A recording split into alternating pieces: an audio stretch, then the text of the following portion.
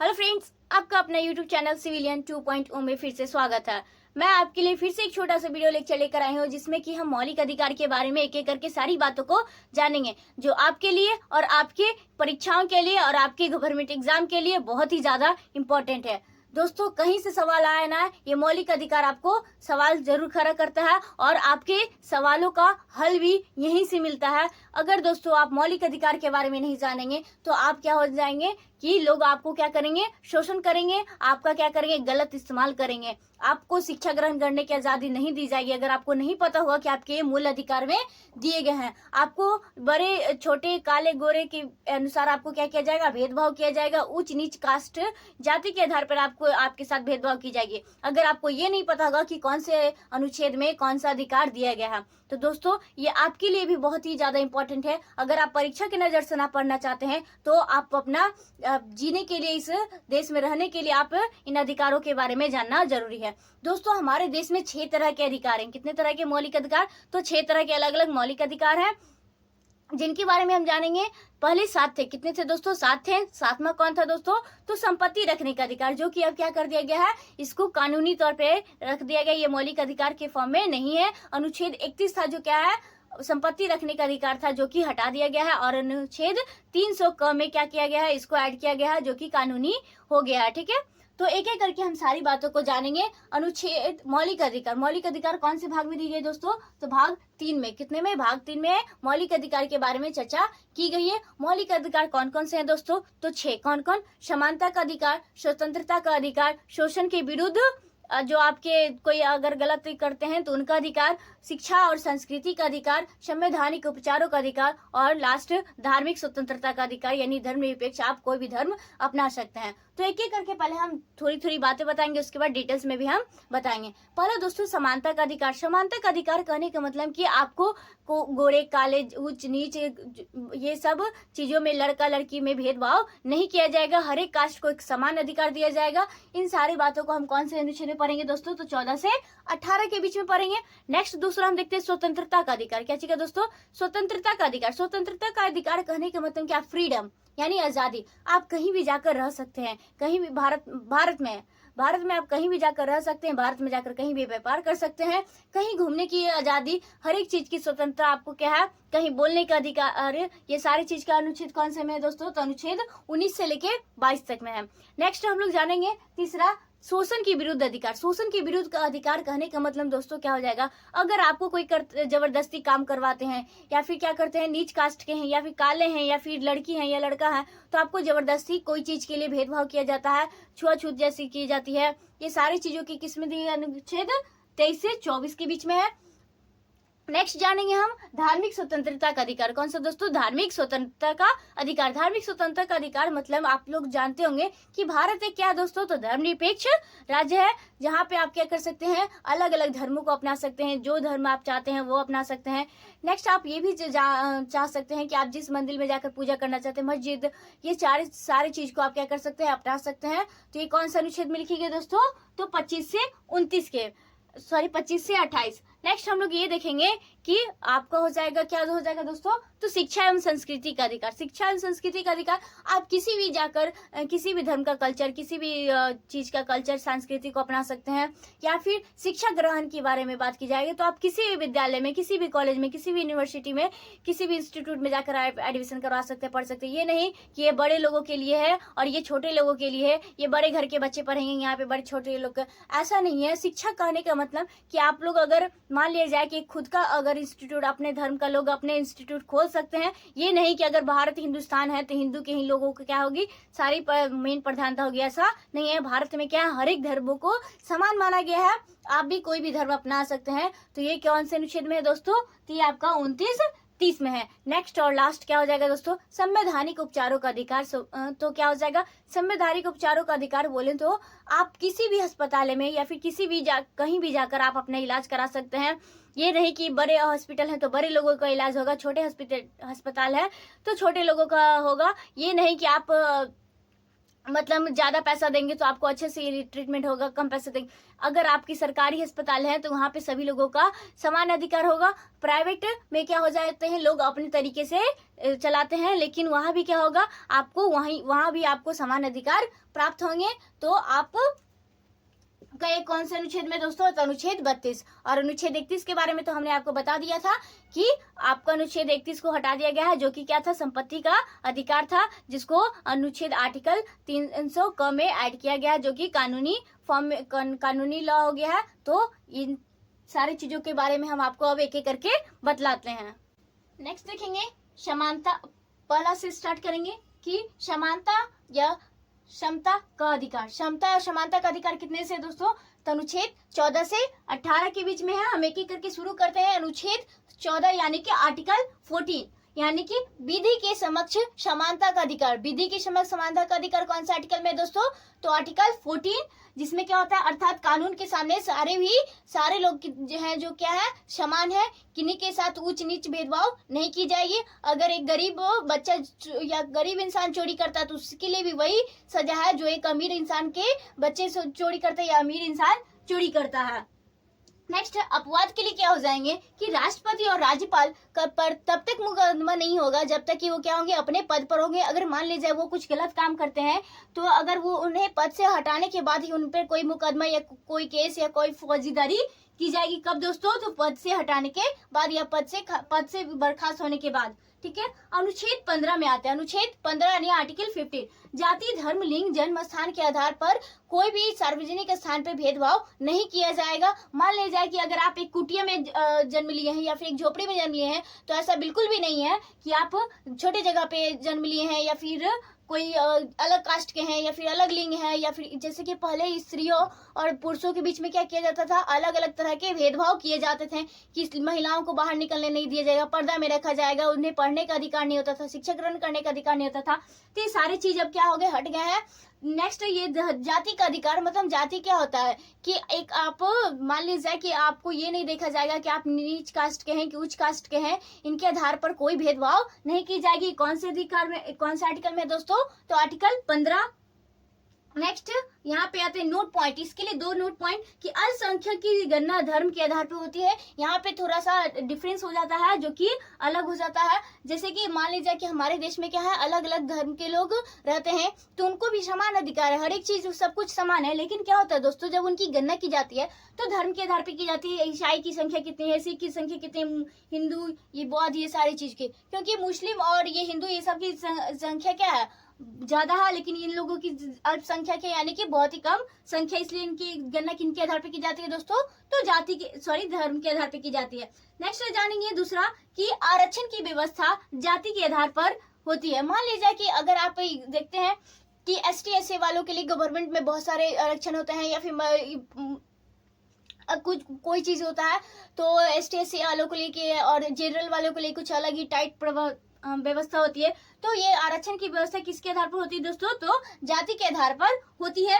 Next, जैसे कि आप फॉर्म वगैरह फिल करते होंगे तो उसमें भी देखते होंगे कि नीचे जो पिछड़े कास्ट होते हैं उनको क्या की जाती है, आरक्षण दी जाती है, या फिर उनका फ्री में फॉर्म भराता है, या फिर उनका कम लगता है, या फिर सरकारी जगहों पर जैसे कि सरकारी विद्यालयों ये सारी चीजों में क्या होती है, उनके फीस कम लगते हैं। नेक्स्ट, अनुच्छेद 16 यानी आर्टिकल 16, तो लोक नियोजन सरकारी नौकरी की समानता। यानी कि अगर आप मान ले जाए कि आप कोई भी जगह पे आप गवर्नमेंट जॉब कर रहे हैं, ये नहीं कि अगर देखते होंगे अधिकतर क्या होते हैं कि एक गरीब का बच्चे हैं, क्या होता है आगे जाके सक्सेसफुल होता है। रीजन क्या है कि वो क्या करते हैं, वो गरीबी देखे होते हैं, वो मेहनत करके आगे एक सफल बनना चाहते हैं। तो ये एक क्या हो जाता है दोस्तों कि क्या हमने पढ़ा कि लोक नियोजन यानी नौकरी पाने में समानता। यानी कि ऐसा नहीं कि आप छोटे घर से हैं तो आप लोगों को बड़े बड़े जगहों पे, इंस्टीट्यूट में बड़े बड़े जगहों पे आपको काम नहीं दिया जाएगा, सरकारी नौकरी नहीं दी जाएगी, वहां पे आपको क्या होगा, समान अधिकार प्राप्त होगा।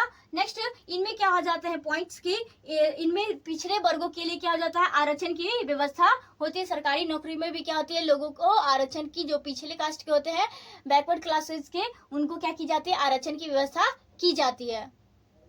तो नेक्स्ट देखेंगे अनुच्छेद 17। कौन सा दोस्तों, अनुच्छेद 17 कौन हो जाएगा, अस्पृश्यता का अंत। अस्पृश्यता का अंत मतलब बोले तो क्या होगा दोस्तों, छुआछूत यानी अनटचेबिलिटी जैसे चीजों को क्या करना, अंत करना है। जैसे कि कोई चीज कहते हैं, कोई लोग कहते हैं कि वो डोम है, वो चमार है, वो नीच का है, तो उनमें नहीं सटो।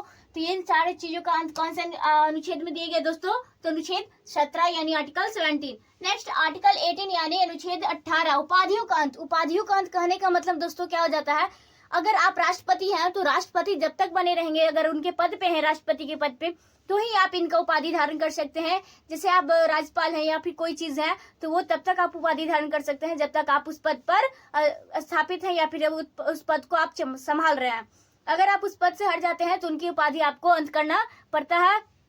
लेकिन कुछ कुछ ऐसे उपाधि हैं जो आप रख सकते हैं, जैसे भारत रत्न आपको मिलता है, पद्म विभूषण मिलता है, तो ये सब रत्न या अवार्ड मिलते हैं, तो आप उनको अपने उपाधि रख सकते हैं। उनका आपको आपके ऊपर निर्भर करता है। और एक और क्या हो जाता है दोस्तों कि विदेशी उपाधि। विदेशी उपाधि कहने का मतलब क्या होगा दोस्तों कि अगर मान लीजिए आप बाहर से पढ़कर डॉक्टर बनकर आए या इंजीनियर कुछ बड़े बड़े उपाधि धारण करके आए, तो वो उपाधि आप तब धारण कर सकते हैं जब तक आपको राष्ट्रपति क्या करे, अधिकार ना दे सके। अगर आपको कोई उपाधि विदेशी उपाधि धारण करनी है तो आपको राष्ट्रपति से परमिशन लेनी पड़ेगी। नेक्स्ट हम लोग देखेंगे अनुच्छेद 19। तो अनुच्छेद 19 में बहुत सारे आपको अधिकार दिए गए हैं, ये बहुत ही इंपॉर्टेंट आपके लिए है। तो ये क्या है, पहला कि हम लोग जान लेंगे अभिव्यक्ति की स्वतंत्रता। अभिव्यक्ति की स्वतंत्रता में बहुत सारे हैं जिनको एक एक करके जानेंगे। कि बोलने की स्वतंत्रता, अगर आप कहीं भी जाकर स्पीच दे रहे हैं, भाषण दे रहे हैं, फिर कुछ बोल रहे हैं, तो क्या उनकी स्वतंत्रता आपको दी गई है। नेक्स्ट झंडा लहराने की स्वतंत्रता, यानी कि आप अपने झंडा तिरंगा जो फहराना चाहते हैं, लहराना चाहते हैं, वो आप कर सकते हैं, ये भी आपके अधिकार है। नेक्स्ट पुतला जलाने के अधिकार, जो कि आप देखते होंगे कि अगर कोई मंत्री वगैरह कोई अच्छे काम नहीं करते हैं या फिर उनको पद से निकासित करना होगा तो लोग पुतला जलाकर उनका क्या करते हैं, उनको पद से हटाते हैं। नेक्स्ट आरटीआई आंदोलन वगैरह करते हैं। आरटीआई एवं प्रेस की स्वतंत्रता, आप प्रेस कर सकते हैं। नेक्स्ट दूसरा हम लोग देखेंगे कि बिना अधिकार सभा में बिना हथियार होगा, सॉरी,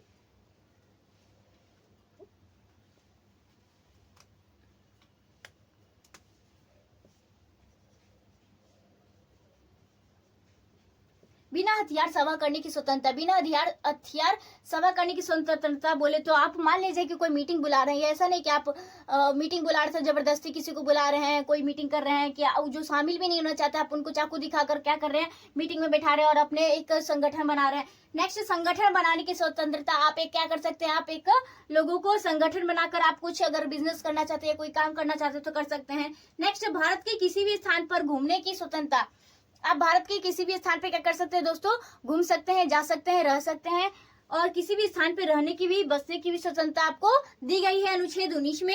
नेक्स्ट व्यवसाय करने की स्वतंत्रता, आप किसी भी जगह पे देखते होंगे कि लोग क्या करते हैं, अगर अपनी इलाकों में क्या होते हैं, अगर व्यवसाय नहीं कर पाते अपनी जगह पे तो क्या करते हैं, दूसरी जगह जाकर ही व्यवसाय करते हैं, तो ये आपको अधिकार दिए गए हैं। हम लोग देखेंगे अनुच्छेद 20। अनुच्छेद 20 में क्या हो जाएगा, 3 अधिकार दिए गए हैं। कौन को दोस्तों, तो एक गलती की एक सजा। अगर आप घर में भी एक गलती करते हैं तो आपको मम्मी को बोलिएगा कि एक ही सजा दे, ये नहीं कि हर बात में ताना देते रहे, ठीक है। तो ये अधिकार आपको कौन से है, तो आर्टिकल 20 में है। नेक्स्ट दोस्तों, सजा के बाद कैदी को भी संरक्षण दिया जाएगा। मतलब कि देखते होंगे कि कोई कोई बड़े बड़े अपराधी होते हैं जिनको 10 साल की 5 साल की सजा दी जाती है जेल में, तो क्या होते हैं, तो उनके बाद भी उनकी देखभाल की जाती है, उनकी संरक्षण की व्यवस्था सरकार करती है। नेक्स्ट दोस्तों, सजा उस समय के एक कानून के आधार पर दी जाएगी। मान लीजिए कि अगर आप इस समय कोई गलती करते हैं तो इस समय जो संविधान में जो कानून लिखे गए हैं जो सजा के लिए, तो वो आपको वो सजा दी जाएगी। ये नहीं कि आपको पहले जो कानून में लिखे गए हैं वो सजा दी जाएगी। नेक्स्ट हम लोग आते हैं अनुच्छेद 21। 21 में क्या है दोस्तों, प्राण एवं दैहिक स्वतंत्रता। प्राण एवं दैहिक स्वतंत्रता कहने का मतलब क्या होगा दोस्तों, कि आपकी प्राण की और देही की स्वतंत्रता क्या है, सरकार इसका संरक्षण रखती है। सरकार क्या करती है, इसको देखती है। जैसे कि आप मान लीजिए कि नोटिस करते होंगे या फिर आप देखे हैं कि आप गाड़ी चलाते हैं तो हेलमेट, ये सारी चीजों की आपको रूल रेगुलेशन फॉलो करने दी जाती। क्यों, क्योंकि ताकि आपको कोई एक्सीडेंट ना, आपके साथ कोई घटना न घटे, ये आपकी ध्यान कौन रखता है, आपकी सरकार रखती है। इसीलिए क्या करते हैं, जगह जगह पे पुलिस आपसे क्या करती है, चालान काटती है। तो ये क्या है, प्राण एवं दैहिक स्वतंत्रता। अगर वो इस चीजों को ना ध्यान देगी तो क्या होगा, आप लोग क्या करेंगे, बिना मतलब इधर उधर गाड़ी चलाना, हेलमेट बिना यूज करना, बिना रूल रेगुलेशन के फॉलो करना, तो इससे क्या होगी, आपकी प्राण की हानि होगी, क्षति होगी। नेक्स्ट, निजता का अधिकार। निजता का अधिकार बोले तो दोस्तों क्या हो जाएगा, प्राइवेसी, यानी कि प्राइवेट। मान लीजिए कि अगर आप कोई भी प्राइवेट काम करना चाहते हैं या फिर आपकी कोई बात प्राइवेसी है तो आप रख सकते हैं इन्हें, कि वो आपको कोई दूसरा इंसान क्या करेगा, उसका चुगली करके बात बता देगा। ठीक है, नेक्स्ट नोट पॉइंट में देखेंगे आर्टिकल 20 और 21 को आपातकाल के दौरान नहीं रोका जा सकता। कौन से आर्टिकल को? 20 और 21 को आपको आपातकाल, जब इमरजेंसी होगा टाइम, तो उस समय आपको नहीं रोका जा सकता है, इसलिए इसे क्या कहा जाता है? शक्तिशाली मूल अधिकार। कौन सा है दोस्तों? तो आर्टिकल 20 और 21। नेक्स्ट दोस्तों अनुच्छेद 21 का, अनुच्छेद 21 का में क्या है दोस्तों? 6 से 14 वर्ष के लिए बच्चों के लिए निःशुल्क प्राथमिक शिक्षा का अधिकार कौन सा दिया गया है दोस्तों? तो अनुच्छेद आर्टिकल 21 क में दिया गया है, जिसमें बच्चों को प्राथमिक स्कूल में शिक्षा की व्यवस्था की जाती है, सरकारी विद्यालय बनवाए जाते हैं ताकि क्या हो सके, बच्चे क्या कर सके कि शिक्षा ग्रहण कर सकते हैं। ठीक है, नेक्स्ट इसे पहले संविधान में नहीं जोड़ा गया था, इसे 86 और संविधान संशोधन के द्वारा 2002 में जोड़ा गया है। जबकि लागू कब से हुआ दोस्तों? तो 1 अप्रैल 2010 से लागू हुआ है। तो ये संविधान संशोधन करने का मतलब कि जो भी संविधान में नहीं दिए गए हैं उनको ऐड करना, जो नए नए जो चीज है उनको क्या करना है, इनमें ऐड करना, संविधान संशोधन कहलाता है। ठीक है, तो देखेंगे अनुच्छेद 22। अनुच्छेद 22 में क्या है दोस्तों? 3 अधिकार इसमें भी है। पहला क्या है? व्यक्ति के गिरफ्तार करने से पहले वारंट बताना होता है। मान लीजिए अगर आप कोई गलती करते हैं, कोई चीज की आपको सजा मिलेगी, तो आपको गिरफ्तार करने से पहले आपको एक वारंट बताना पड़ता है कि आपको गिरफ्तार करने के लिए आने वाले हैं। नेक्स्ट 24 घंटों के अंदर उसे न्यायालय में शरीर प्रस्तुत होना पड़ता है। ये नहीं कि आप मान लीजिए कि दूर रहते हैं, ऐसा बहाना कर दिए कि हमको आने में देर होगी, तो वैसा कोई प्रावधान नहीं है। तो 24 घंटा में आपको कोई भी कीमत पे आपको क्या जाना है? न्यायालय में जाना है। नेक्स्ट गिरफ्तार व्यक्ति को अपना एक वकील रखने का अधिकार होता है। जो आप वकील को आप अपने केस के लिए लड़वाना चाहते हैं तो आप वे चुन सकते हैं, ये आपको अधिकार है। नेक्स्ट अनुच्छेद 23। अनुच्छेद 23 में क्या है? जबरदस्ती श्रम या बेगारी पर रोक, यानी बिना वेतन। बेगारी करने का मतलब बिना वेतन, यानी कि मान लीजिए आप जितना जो चीज का पेमेंट है, मतलब जितना काम करवाएंगे उसी हिसाब से ना आप उनको पेमेंट करेंगे या फिर वेतन देंगे। लेकिन वैसे आपके साथ नहीं की जाती है, आपको काम बहुत करवाया जाता है और वेतन बहुत ही कम दी जाती है, या बेगारी करवाया जाता है, आपको जबरदस्ती कोई काम को करने के लिए जबरदस्ती की जाती है, तो इस पर रोक लगाने का अधिकार आपको दिया गया है अनुच्छेद 23 में। नेक्स्ट अनुच्छेद 24। अनुच्छेद 24 में क्या है? 14 से कम वर्ष के बच्चों के लिए क्या खतरनाक, जैसे बहुत जहरीले फैक्ट्री जो होते हैं जहाँ पे बहुत ही ज्यादा अलग अलग तरह के रासायनिक केमिकल वगैरह ये सब बनते हैं, तो वहाँ पे बच्चों को काम ना देने का अधिकार कौन सा है? तो अनुच्छेद 24 में है। नेक्स्ट अनुच्छेद 25। अनुच्छेद 25 में क्या है? अंतःकरण की स्वतंत्रता, यानी व्यक्तिगत धार्मिक स्वतंत्रता। इसमें क्या होता है दोस्तों कि जैसे कि मुस्लिम लोग होते हैं जो क्या करते हैं, दाढ़ी बढ़ा सकते हैं। सिख सब क्या होते हैं, एक अपना चाकू लेकर चलते हैं, उनका एक अपना एक धर्म, उनका एक संकेत है। जैसे कि हम लोग हिंदुओं में क्या होता है कि एक बाल कटवाते तो एक टिक्की होता है, तो उनको रखने का अधिकार, ये सारी चीज का अधिकार कौन सा में दिया गया दोस्तों? तो अनुच्छेद 25 में दिया गया है। नेक्स्ट अनुच्छेद 26। अनुच्छेद 26 में क्या? सामूहिक धार्मिक स्वतंत्र, यानी कि आप कोई भी चीज कर रहे हैं धार्मिक से रिलेटेड तो आप क्या कर सकते हैं, उसकी आपको स्वतंत्रता है। जैसे हवन कर रहे हैं, यज्ञ कर रहे हैं, या फिर कोई जुलूस निकाल रहे हैं, तो यात्रा कर रहे हैं, या फिर धार्मिक संस्थान की व्यवस्था कर रहे हैं, स्वतंत्र, ये आपको स्थापना करने की अधिकार है। नेक्स्ट अनुच्छेद 27। अनुच्छेद 27 में क्या है? धार्मिक कार्यों के लिए लिया गया चंदा पर टैक्स नहीं लगता। मान लीजिए आप इकट्ठा कर रहे हैं कोई कार्यक्रम करने के लिए, कोई आप अपने संस्था के स्थापना या फिर कोई चीज के लिए आप क्या कर रहे हैं, धन इकट्ठा कर रहे हैं, तो आप उतना ही मतलब कि उस पर आपको टैक्स लगता नहीं है कि आप कोई, मान लीजिए जैसे सरकार हर एक चीजों पर टैक्स लेती है तो इन चीजों पर टैक्स नहीं लेती है। नेक्स्ट अनुच्छेद 28। अनुच्छेद 28 में क्या है? सरकारी धन से चल रहे संस्था पर धार्मिक शिक्षा नहीं देने का अधिकार है। मान लीजिए कि आप जैसे कि सरकारी विद्यालय है, सरकारी यूनिवर्सिटी है, तो वहाँ पे क्या कर रहे हैं, मान लीजिए कोई मुस्लिम टीचर है तो क्या अपने मुस्लिम के बारे में सारी बातों को बताने लगा, वो इन लोगों को ऐसा मतलब प्रभोग करने लगा कि लोग क्या करें, उनके धर्म को अपनाने लगे। ऐसा कोई व्यवस्था नहीं है। जबकि ये है कि आप किसी भी सरकारी संस्थाओं पे अगर आप शिक्षा देते हैं तो आप पूरे समाज के दीजिए, एक पर्सनल धर्म की संस्था का एक पर्सनल धर्म की चर्चा ना करें, लोगों को इस बारे में गलत ज्ञान ना दे। तो ये आपको अधिकार कौन से अधिकार अनुच्छेद 28 में। नेक्स्ट हम लोग देखेंगे अनुच्छेद 29। अनुच्छेद 29 में क्या है दोस्तों? अल्पसंख्यकों के हित में संरक्षण। अल्पसंख्यकों के हित में संरक्षण जितने भी दिए गए हैं, कौन से अनुच्छेद में दिए गए हैं? अनुच्छेद 29 में ये अधिकार दिए गए हैं। नेक्स्ट अनुच्छेद 30 में अल्पसंख्यकों के लिए क्या शिक्षा का संरक्षण की व्यवस्था की गई है। मान लीजिए जाए कि अगर आप कम संख्या वाले लोग हैं, जैसे ईसाई धर्म के लोग कम हैं, जैसे कि और जैन धर्म के लोग कम हैं, तो उनके संरक्षण के लिए मान लीजिए कि अगर आप मान लीजिए बड़े समूह में जैसे हिंदू के बीच में पढ़ने में या फिर शिक्षा ग्रहण करने में आप सक्षम नहीं है, आपको अच्छा कंफर्टेबल फील नहीं हो रहा, तो आप अपनी एक खुद की संस्था खोल सकते हैं, वहां पे आप जाकर शिक्षा ग्रहण कर सकते हैं। नेक्स्ट अनुच्छेद 32 में क्या है दोस्तों, संवैधानिक उपचारों का अधिकार। संवैधानिक उपचारों का अधिकार हमने आपको बताया कि हर एक मतलब उपचार कराना चाहते हैं तो किसी भी आप सरकारी अस्पताल या प्राइवेट अस्पताल में आप अपना इलाज करा सकते हैं। किसी भी बड़े छोटे उच्च नीच कास्ट के लिए अलग अलग उपचार की संस्था की व्यवस्था नहीं की गई, ये आपके अधिकार में नहीं है। नेक्स्ट, मूल अधिकार को हनन करने वाले लोगों के लिए क्या है, सुप्रीम कोर्ट क्या करते हैं, रीट जारी करती है। रीट जारी करने का मतलब कि वो कुछ कदम उठाती है, जैसे कि बंदी प्रत्यक्षीकरण, प्रमादेश, अधिकार परीक्षा, प्रतिषेध और उत्परीक्षण।